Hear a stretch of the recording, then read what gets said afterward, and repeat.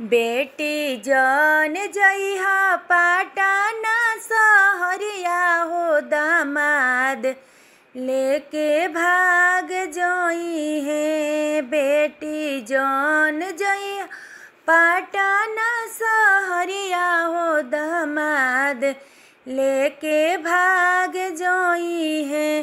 बेटी के पापा खोजेले, बेटी के चाचा खोजेले, बेटी के खोजेला कुल परिवार हो दामाद लेके भाग जई है। बेटी जन जइहा पाटना सहरिया हो दामाद लेके भाग जई है।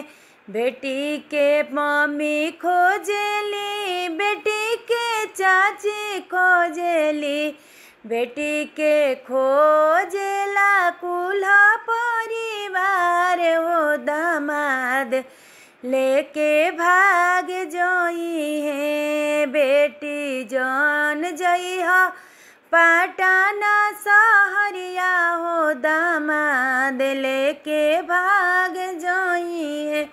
बेटी के भैया खोजेले, बेटी के भाभी खोजेली, बेटी के खोजेला कुल परिवार हो दामाद लेके भाग जई है। बेटी जन जइहा पाटना सहरिया हो दामाद लेके भाग जई है।